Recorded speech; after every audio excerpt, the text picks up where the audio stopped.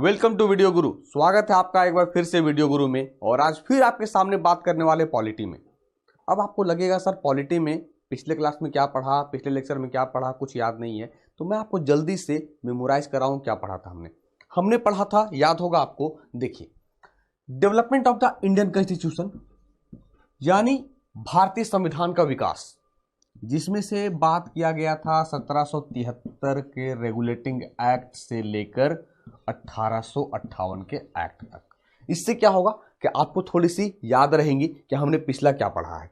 फिर डेवलपमेंट यानी पार्ट 2 में हमने देखा था 1861 के एक्ट से लेकर 1947 जब भारत की आजादी हो जाती है तब। इसके बाद फिर हमने क्या देखा, इसके बाद देखा हमने प्रीएम्बल यानी प्रस्तावना।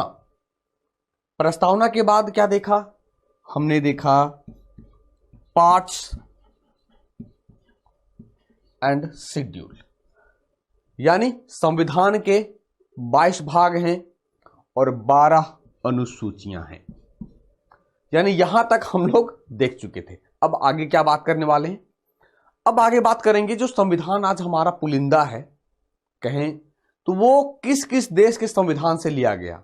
यानी हां, आप सही समझे हैं, भारतीय संविधान के स्रोत, sources of the Indian constitution. वो शुरू करने के पहले मैं थोड़ी सी और आपको डिटेल में बताऊं। जब संविधान सभा यानी कॉन्स्टिट्यूंट असेंबली की स्थापना हो जाती है, संविधान सभा का स्थापना हो जाता है, एक क्वेश्चन आपके मन में चल रहा होगा कि सर भारत में संविधान का निर्माण किसके द्वारा किया गया। देखिए, संविधान का निर्माण संविधान सभा के द्वारा होता है। और संविधान सभा किसके द्वारा बनाया गया, ये भी क्वेश्चन आता है। तब आ जाएगा कि जो कॉन्स्टिट्यूंट असेंबली था, संविधान सभा था, वो कैबिनेट मिशन के सिफारिश पर, वो कैबिनेट मिशन के सिफारिश पर बनाया गया था, जो 1946 में भारत आया था। 3 क्वेश्चन बने।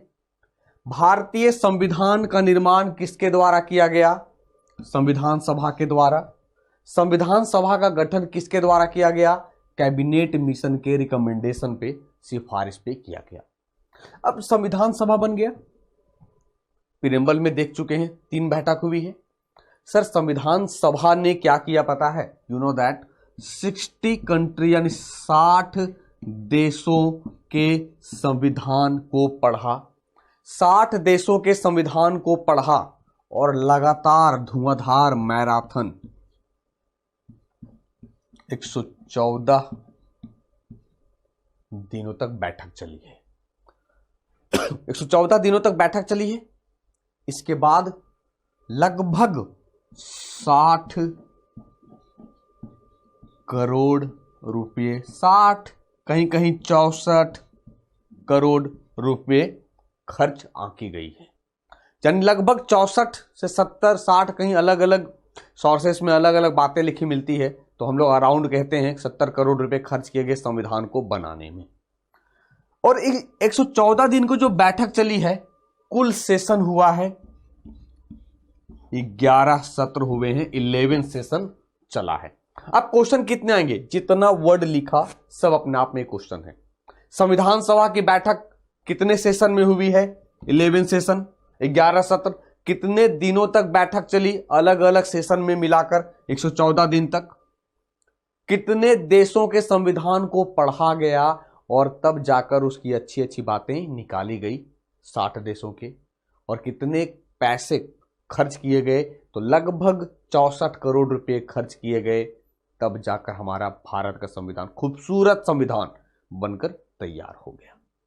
हमें इस चैप्टर में जाननी क्या है, हमें जानना यही है कि जो भारतीय संविधान की विशेषताएं हैं, फीचर्स हैं, किस देश के संविधान से क्या क्या चीजें ली गई है, अडॉप्ट किया गया है, यही आपके एग्जाम में पूछे जाते हैं। ठीक है, अरे बात समझ में। चलिए अब चलते हैं अपने चैप्टर की ओर। देखिए, यानी sources of the Indian constitution, भारतीय संविधान के स्रोत। जैसा कि आप देख पा रहे हैं सामने, many features of the Indian constitution are borrowed from various sources around the world. भारतीय संविधान की कई विशेषताएं विश्व स्तर के विभिन्न स्रोतों से अपनाई गई हैं। विभिन्न स्रोतों से यानी वही कहा कुछ देर पहले ब्रदर, 60 देशों के संविधान से लिया गया। यानी कह सकते हैं कि Indian constitution was borrowed from many sources. भारतीय संविधान कई स्रोतों से उद्धृत हैं। अब देखते हैं कि किन देशों से कौन कौन सी विशेषताएं ली गई है। जब आपको एग्जाम हॉल में जाएंगे एग्जाम देने के लिए, तब एक कहानी के रूप में, फॉर्म में, जैसे आपको शेड्यूल में समझाए थे, अनुसूची में समझाए थे, यकीनन बहुत फ्रूटफुल होगा आप जब एग्जाम हॉल में पहुंचोगे और वो छोटी सी जो स्टोरी है उसको आप याद रखोगे तब। सबसे पहले देखते हैं the government of India act, Bharat सरकार अधिनियम 1935। पहला क्या है? फेडरल स्कीम, संघीय योजना। संघीय योजना यानी कहें हम सर संघ। संघ यानी भारत क्या है? राज्यों का एक संघ है, राज्यों का एक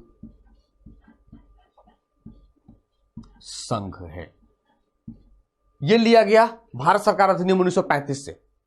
power to declare an emergency, आपातकाल घोषित करने की शक्ति। याद होगा पार्ट्स में मैंने बताया था कि 3 आपातकाल हैं, 352, 56, 60, यानी 3 पावर हैं राष्ट्रपति के। तो जब हम लोग प्रेसिडेंट का चैप्टर देखेंगे, राष्ट्रपति पढ़ेंगे, तब और अच्छे तरीके से मैं आपको एक्सप्लेन करूंगा आपातकाल, क्योंकि अगर मैं यहां बताऊं तब क्या होगा, चैप्टर में मिक्स हो जाएगा, आपको भी थोड़ी समझने में डिफिकल्ट होगी। तो बस यही मोटा मोटी समझ लें कि आपातकाल घोषित करने की शक्ति ली गई है भारत सरकार अधिनियम 1935 से। अब देख रहे होंगे थर्ड पॉइंट में क्या है कि defining the power of the president and government. अब सोच रहे होंगे सर ये प्रेसिडेंट कहा, अध्यक्ष कहा, तो क्या उस समय राष्ट्रपति होते थे? अध्यक्ष होता था ना सर। तो अध्यक्ष और सरकार की शक्ति को परिभाषित करना, ये भारत सरकार अधिनियम। एक चीज समझना, क्वेश्चन आता है राज्यपाल कहां से लिया गया, तो राज्यपाल का प्रोविजन भारत सरकार अधिनियम, और साथ ही साथ अगर कह दे राज्यपाल और उसकी शक्तियां, जो राज्यपाल के पास पावर दी गई है, ये बोथ दोनों के दोनों भारत सरकार अधिनियम से लिए गए हैं।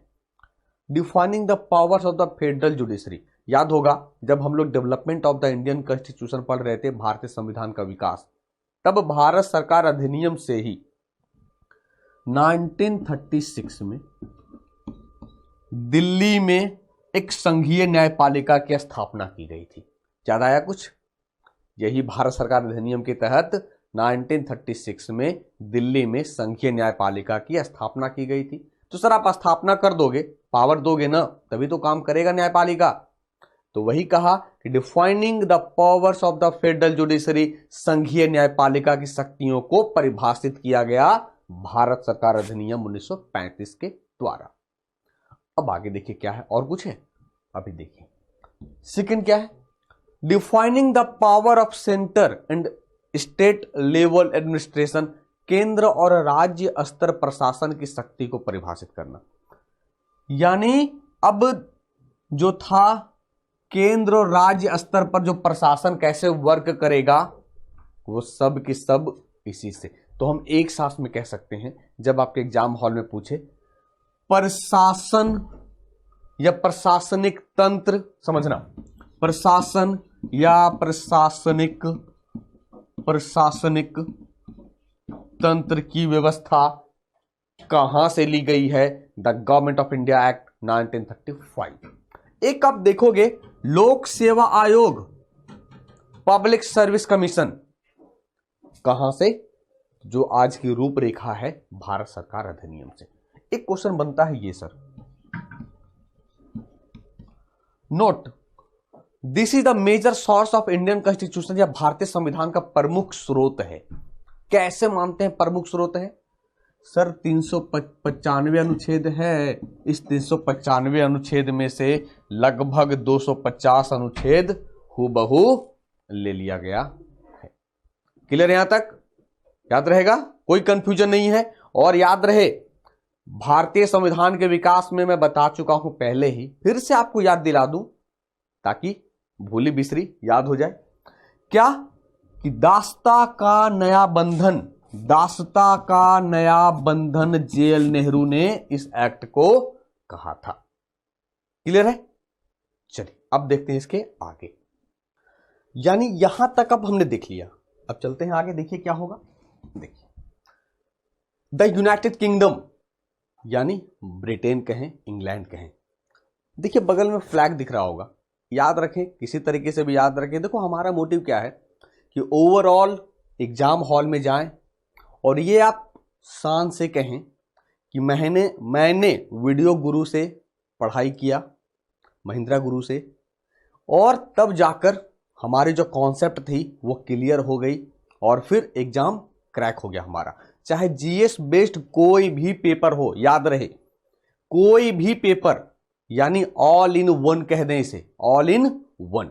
तो अब देखिए यूनाइटेड किंगडम से क्या क्या लिया गया। सबसे पहले रूल ऑफ लॉ, विधि का शासन। यानी विधि का शासन क्या है भैया? राजा का शासन गया, अब राजा का शासन चलना नहीं है। रूल ऑफ लॉ, विधि का शासन, यूनाइटेड किंगडम। एक चीज आप समझेंगे, बाइकेमरल पार्लियामेंट, द्विसदनीय संसद। बाइकेमरल यानी दो सदन, दो सदन यानी दो हाउस, दो हाउस यानी लोअर हाउस और upper house. Lower house that means कहें लोकसभा, अपर हाउस कहें राज्यसभा। तो कहा क्या, बाइकेमरल पार्लियामेंट की चर्चा सबसे पहले कहां की गई? द यूनाइटेड किंगडम में। यानी यहीं से लिया गया कि भारत में भी संसद के दो सदन होंगे, lower house and upper house. लेकिन क्या क्या पता है कि but lower house is more powerful, निम्न सदन यानी लोकसभा अधिक शक्तिशाली होगा। अधिक शक्तिशाली क्यों होगा? क्योंकि मंत्री परिषद, अच्छा जब हम लोग पढ़ेंगे पार्लियामेंट तो और ज्यादा क्लियर करेंगे, लेकिन यहां समझ लें, मंत्री परिषद कैबिनेट सामूहिक रूप से उत्तरदायी होता है लोकसभा के प्रति, और लोकसभा प्रत्येक 5 वर्ष में भंग हो जाता है, और राज्यसभा अस्थाई सदन है, परमानेंट हाउस है, इस कारण से उसे अपर हाउस कहते हैं। अब लोकसभा को चलाने की जिम्मेदारी कोई ना कोई तो एक अध्यक्ष होगा। जैसे हम लोग क्लास में पढ़ते हैं तो एक क्लास टीचर आता है, क्लास को अच्छे से ले जाता है, समझ रहे हैं, पूरे स्कूल को ले जाने की जिम्मेवारी, कॉलेज को ले जाने की जिम्मेवारी प्रिंसिपल के ऊपर है। तो वैसे ही हाउस को चलाने की जिम्मेवारी अध्यक्ष को होगा। तो लोकसभा को चलाने की जिम्मेवारी लोकसभा अध्यक्ष, राज्यसभा को चलाने की जिम्मेदारी क्या होगा? राज्यसभा के सभापति, अध्यक्ष नहीं, सभापति। तो वैसे ही powers of the speaker in the Lok Sabha, Lok Sabha में अध्यक्ष को कौन कौन सा पावर दिया गया है, लोकसभा में अध्यक्ष की शक्तियां क्या है, यह लिया गया यूनाइटेड किंगडम से। आगे देखिए, फिर कहा कि जैसा आपको पता है ब्रिटेन में प्रधानमंत्री हैं, और प्रधानमंत्री अपना काम किसके जरिए करेंगे? मंत्री परिषद के जरिए। तो prime minister, council of ministers, दोनों का प्रावधान यूनाइटेड किंगडम में था, तो हमने वहीं से उठा लिया।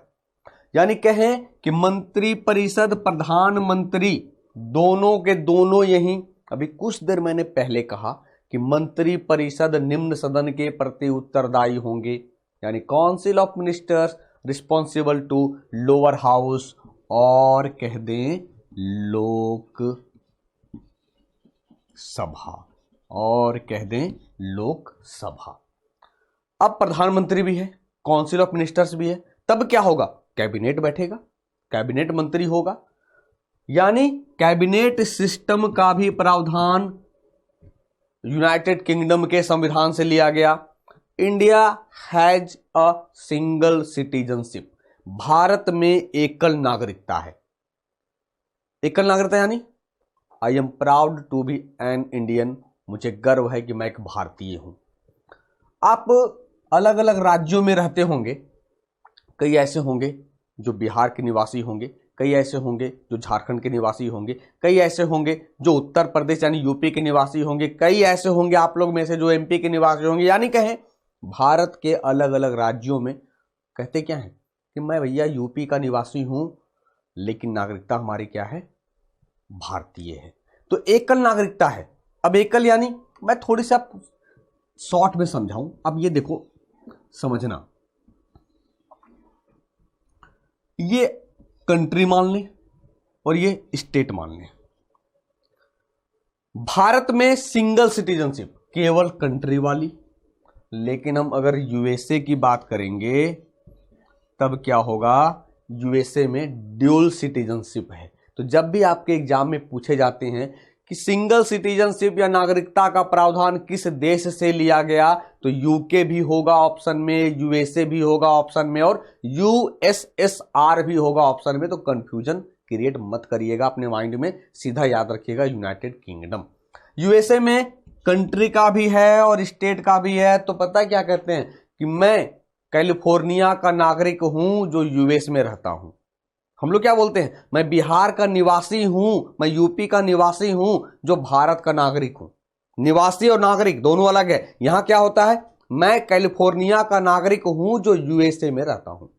बात नहीं यही है। तो यूएसए में ड्यूल सिटीजनशिप, यूएसए में ड्यूल सिटीजनशिप, इंडिया में सिंगल सिटीजनशिप, जो कहां से लिया गया, यूनाइटेड किंगडम से लिया गया। अब एक चीज आप देखेंगे, the powers of CAG, CAG यानी कंट्रोलर ऑडिटर जनरल, नियंत्रक लेखा परीक्षक, महानियंत्रक लेखा परीक्षक कहते हैं इसे। तो कैग होंगे भारत में यूनाइटेड किंगडम से। जब आपके एग्जाम हॉल में क्वेश्चन आएंगे तब ऑप्शन में 1935 का एक्ट रहेगा। डोंट बी कंफ्यूज मत करिएगा, ठीक है।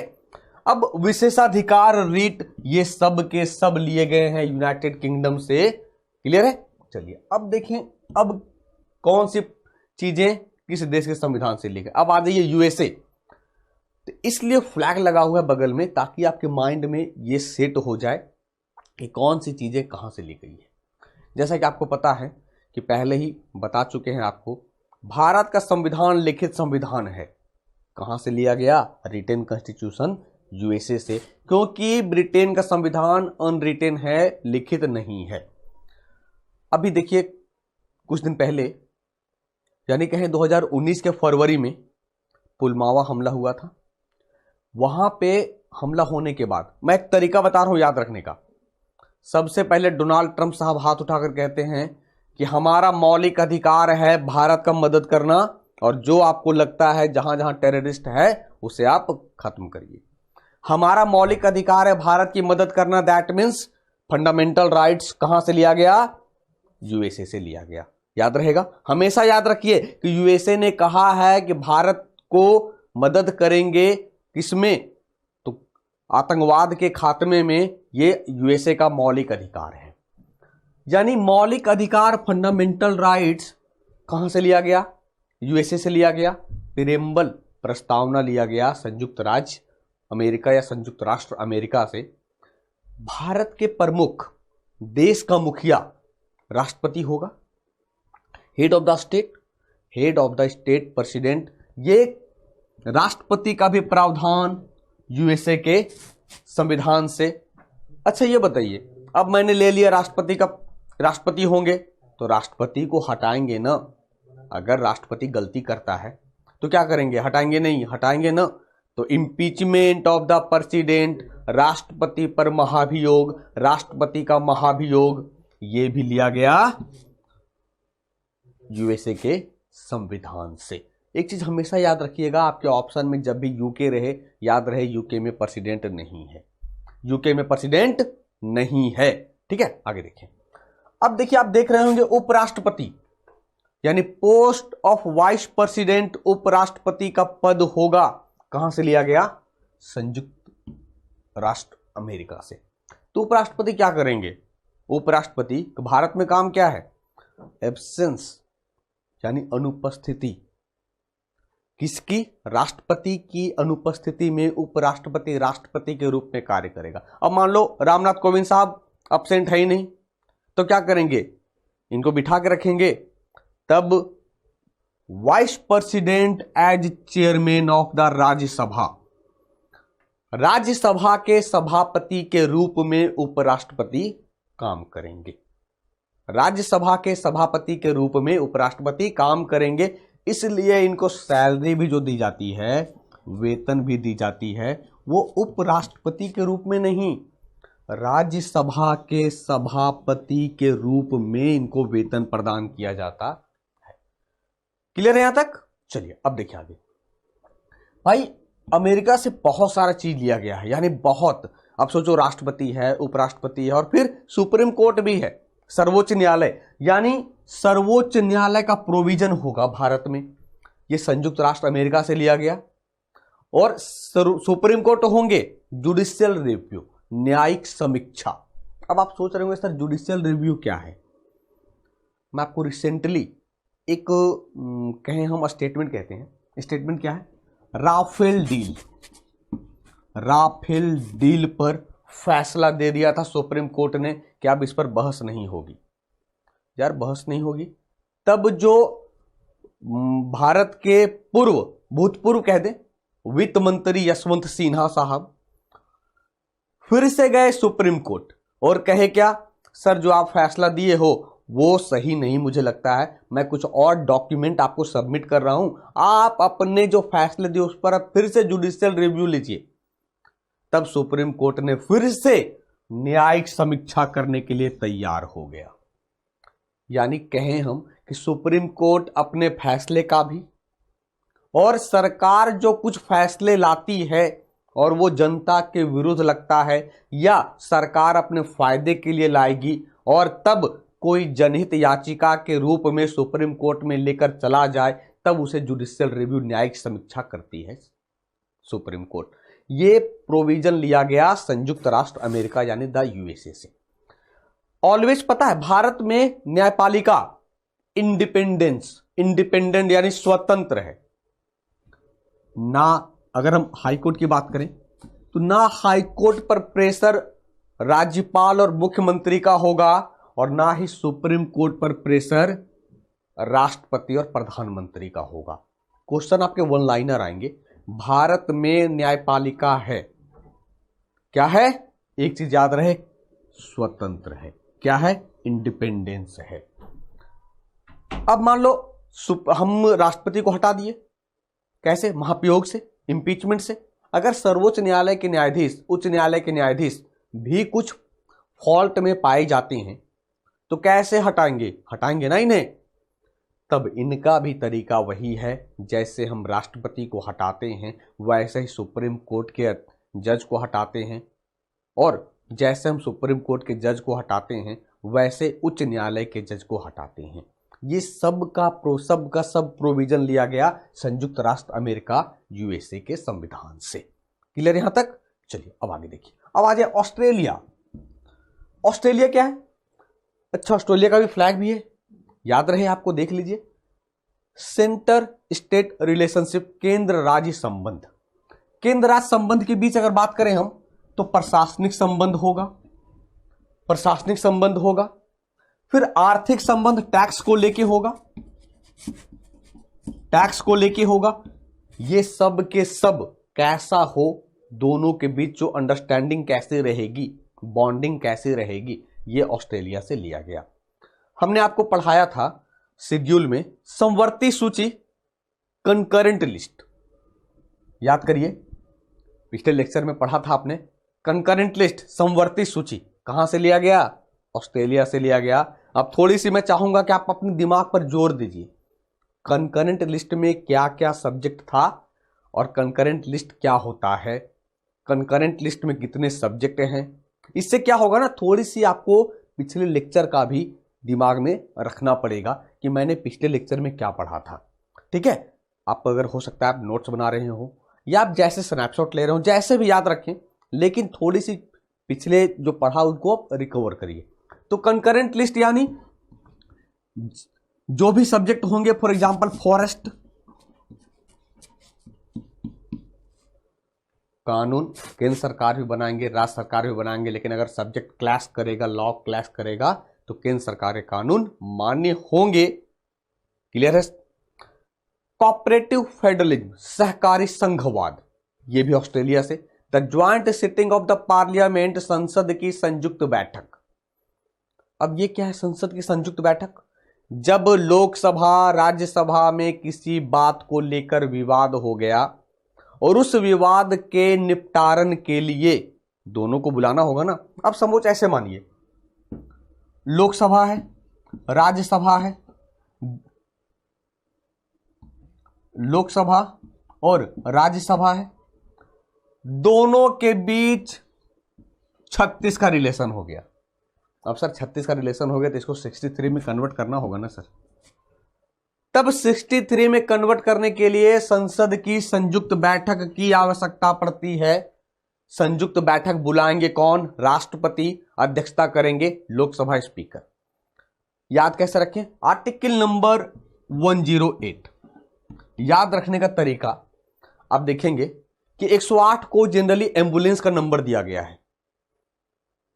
100 नंबर डायल करते हैं, पुलिस आती है, 108 डायल करेंगे, एम्बुलेंस आएगी। सर ये संयुक्त बैठक की आवश्यकता कब पड़ेगी? आप सोचो जब 36 का आंकड़ा हो गया लोकसभा और राज्यसभा में, यानी स्थिति बहुत विकट है, दोनों का मुंह दो तरफ है, तब 108 की आवश्यकता पड़ती है। यानी क्वेश्चन क्या आएंगे कि संसद की संयुक्त बैठक का प्रावधान किस अनुच्छेद में लिया गया? 108 में लिया गया। अब आपको याद होगा अभी कुछ देर पहले कहा प्रेम्बल प्रस्तावना यूएसए से, बट अगर प्रेम्बल का लैंग्वेज हो, प्रेम्बल की भाषा हो, वो ऑस्ट्रेलिया के संविधान से लिया गया है। ठीक है, चलिए अब आगे देखें। फ्रांस रिपब्लिक सिस्टम, गणतंत्र प्रणाली। गणतंत्र प्रणाली की अगर हम बात करें तो India is a republic country. Bharat एक गणतंत्र देश है। गणतंत्र यानी याद होगा आपको, प्रेम्बल में मैं समझा चुका हूं, फिर से आपको थोड़ी सी रिकॉल कराऊं। रिपब्लिक यानी जिस देश के मुखिया को एक निश्चित अवधि के लिए जनता प्रत्यक्ष या अप्रत्यक्ष रूप से चुनती है। भारत में राष्ट्रपति हमारे मुखिया हैं देश के, उनको एक निश्चित अवधि के लिए 5 वर्षों के लिए चुना जाता है। तो ये रिपब्लिक सिस्टम फ्रांस से ली गई है। फिर प्रस्तावना में एक लिबर्टी है, इक्वलिटी है, फर्टर्निटी है, स्वतंत्रता, समानता और बंधुता का आदर्श, ये लिया गया फ्रांस से। कह सकते हैं फ्रांसीसी क्रांति से लिया गया। ये फ्रांसीसी क्रांति का आदर्श था, फ्रांसीसी क्रांति का आदर्श था। अब आपके मन में चल रहा होगा सर ये भी बता दो फ्रांसीसी क्रांति हुई थी कब? 1789, 1789 में हुआ था फ्रांसीसी क्रांति। 1789 में फ्रांसीसी क्रांति हुआ था। ठीक है, आगे देखिए। अब आ जाए रूस, जो हमेशा भारत का बड़ा भाई के रूप में भूमिका निभाया है। अब आप देख रहे होंगे सर रूस भी लिखा आपने, यूएसएसआर भी लिख दिया, union of Soviet socialist republics. ये क्या है? यूएसएसआर क्या है, रशिया, दोनों में अंतर क्या है? अंतर है ब्रदर। पहले थोड़ी सी इसे समझा दूं, फिर इसे समझाता हूं। आप ये देखो, आफ्टर सेकेंड वर्ल्ड वॉर, द्वितीय विश्व युद्ध के समाप्ति 1945 में और 24 अक्टूबर 1945 को यूएन यानी संयुक्त राष्ट्र संघ की स्थापना हुई। तब उस समय वर्ल्ड में 2 बड़े पावर थे, एक मित्र राष्ट्र और एक धोरी राष्ट्र जो था वर्ल्ड वॉर में। 2 बड़े पावर, एक तरफ था यूएसए, एक तरफ था यूएसएसआर। सर ये क्यों बता रहे हो? थोड़ी सी ठंड रखो। एक था कोल्ड वॉर, शीत युद्ध। सर शीत युद्ध क्या था? शीत युद्ध था ब्रदर मेरे, यानी हम अपनी पॉलिसी के जरिए बिना वेपन्स, बिना हथियार के एक दूसरे को सह और मात देना। समझ रहे हो? अभी देखिए भारत और पाकिस्तान के बीच बात करें हम तो दोनों के बीच 36 का आंकड़ा है कि युद्ध हो रहा है क्या? नहीं ना, कोल्ड वॉर चल रहा है दोनों के बीच। हम अपनी पॉलिसी के जरिए पाकिस्तान को मात देने पर तुले हैं। कभी नदी का जल हम बंद कर देंगे, तो कभी अपने यहां से सब्जी नहीं भेजेंगे, तो वर्ल्ड के मैप पे पाकिस्तान को अलग थलग करने पर तुले हैं। यही तो कोल्ड वॉर है। तो कोल्ड वॉर हो गया दोनों के बीच, जिसमें से बाजी मार गया यूएसए।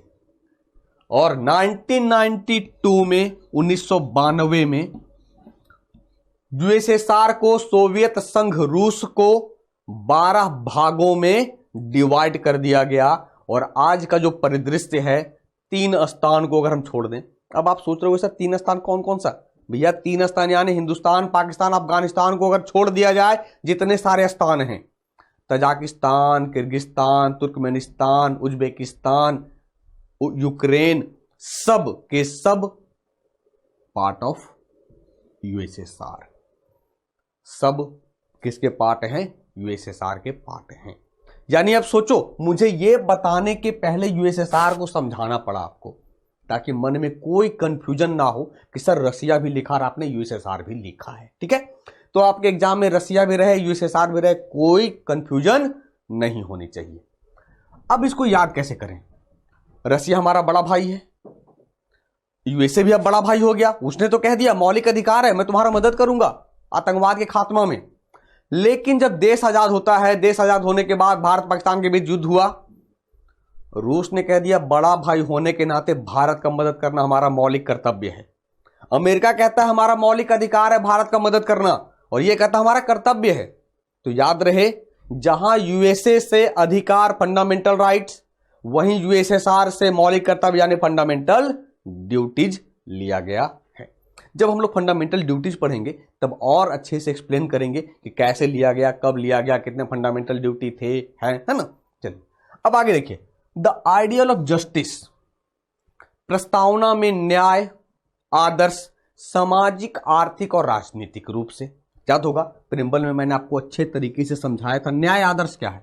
सबको एक समान रूप से, सामाजिक रूप से एक प्लेटफॉर्म पे लाना, आर्थिक रूप से सब एक समान करना, राजनीतिक रूप से भी सबको एक समान रूप से मुहैया कराना। और पंचवर्षीय योजना जिसकी स्थापना 15 मार्च 1950 को की गई थी, जिसके अध्यक्ष हमेशा प्रधानमंत्री होते हैं। अब इसके जगह पे नीति आयोग आ गया। 1 जनवरी 2015 को इसकी स्थापना हुई, जिसके अध्यक्ष ऑलवेज प्रधानमंत्री होंगे। तो 5 ईयर प्लान का कॉन्सेप्ट कहां से लिया गया? यूएसएसआर या कहें रसिया से। क्लियर है? चलिए अब आगे देखिए, वीमर कॉन्स्टिट्यूशन ऑफ जर्मनी। अब सोच रहे हो सर जर्मनी का झंडा देख लो आप, जर्मनी का वीमर संविधान, ये क्या हो गया? जर्मनी के संविधान को वीमर कहते हैं। वहां से क्या लिया गया? Suspension of fundamental rights during emergency, आपातकाल के दौरान मौलिक अधिकारों का निलंबन। हमारे पास मौलिक अधिकार 12 से 35 है, आपको पता है, मैं आपको पार्ट्स में पढ़ा चुका हूं। पार्ट 3 में मौलिक अधिकार की चर्चा है, फंडामेंटल राइट्स, मौलिक अधिकार। अभी मैंने कहा कि यूएसए कहता है हमारा कर्तव्य है, हम भारत का मदद करेंगे, वहां से लिया गया। लेकिन आपातकाल के दौरान मौलिक अधिकारों का निलंबन होगा, ये जर्मनी से। सर आज तो ईवीएम चलता है, इलेक्ट्रॉनिक वोटिंग मशीन, जो सबसे पहले केरल में यूज किया गया था। इसके पहले चलता था बैलेट सिस्टम, मतपत्र प्रणाली। कैसे वोट होगा? अगर आप लोग में से वोट, अब तो एज कहें हम कि 18 वर्ष के बाद ही मतलब वोट देंगे, तो अगर आपके यहाँ जो पहले के लोग होंगे, यानी कि आपके फादर वगैरह, उनसे पूछना, बैलेट सिस्टम चलता था पहले। वहां जाते थे, उस पर निशान बनाते थे, और फिर मतपत्र होता था, उस मतपत्र में डाल देते थे। तो ये बैलेट सिस्टम, मतपत्र प्रणाली कहां से लिया गया? जर्मनी का वीमर संविधान से लिया गया। ठीक है, अब देखिए कनाडा,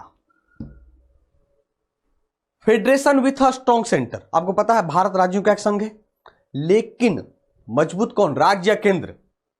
क्या लगता है आपको कि भैया केंद्र मजबूत है? कैसे केंद्र मजबूत है? अभी मान लीजिए आप जिस राज्य में रहते, हो सकता है वो नक्सल प्रभावित क्षेत्र हो, नक्सल प्रभावित क्षेत्र हो, और लगता है कि नक्सल प्रभावित क्षेत्र है, नक्सल को मिटाने के लिए हमें सीआरपीएफ की जरूरत है। केंद्र सरकार आपसे पूछने वाली भी नहीं है कि मैं सीआरपीएफ भेजूं या ना भेजूं। इसलिए federation with a strong centre, एक मजबूत केंद्र के साथ संघ। Residuary powers with the centre, अवशिष्ट शक्तियां केंद्र में निहित है। अब मान लो कि बिहार का जो बाउंड्री है नेपाल से टच करता है, विदेशी रिलेशन किसके साथ कैसा रखना है, कौन तय करेगा? केंद्र सरकार करेगी। गुजरात के साथ पाकिस्तान टच करता है, गुजरात अगर चाहे कि मैं पाकिस्तान से अच्छा रिलेशन रखूंगा, संभव है? नहीं ना सर, क्योंकि केंद्र सरकार के पास अवशिष्ट शक्तियां है। ठीक है, अभी पहले बताया राज्यपाल की नियुक्ति, कहा राज्यपाल होंगे, कहां से लिया गया, कुछ देर पहले बताया। लेकिन उसकी नियुक्ति केंद्र के रिकमेंडेशन पे, केंद्र के सिफारिश पर राष्ट्रपति करेंगे कनाडा से। Advisory jurisdiction of the supreme court, उच्चतम न्यायालय का सलाहकार क्षेत्राधिकार। उच्चतम न्यायालय का सलाहकार क्षेत्राधिकार क्या है? राष्ट्रपति को भारत में जब भी सलाह की जरूरत पड़ेगी, यानी राष्ट्रपति को लगता है कि अब थोड़ी से हमें मदद की आवश्यकता है संविधान के अंतर्गत, तो संविधान का जो गार्जियन है भारत में कौन है? Supreme court. तब सुप्रीम कोर्ट से यह सलाह मशवरा करेगा। सुप्रीम कोर्ट की मजबूरी है राष्ट्रपति को सलाह देना, लेकिन राष्ट्रपति की मजबूरी, प्रेसिडेंट की मजबूरी नहीं है सलाह को मानना। ऐसा सुप्रीम कोर्ट कह ही नहीं सकता है कि कोविंद साहब पहले मैंने आपको सलाह दिया था, आपने माना ही नहीं, मैं नहीं दूंगा। ये कह ही नहीं सकता है सर। कह दिया गया है संविधान में कि आपको सलाह देना अनिवार्य है। यह राष्ट्रपति के विवेक पर निर्भर करता है कि मैं उसके सलाह को मानूं या ना मानूं। यह कहां से लिया गया? कनाडा के संविधान से लिया गया है। अब आ जाइए साउथ अफ्रीका यानी दक्षिण अफ्रीका। एक क्या है? प्रोसीड्यूर ऑफ कॉन्स्टिट्यूशनल अमेंडमेंट, संवैधानिक संशोधन की प्रक्रिया।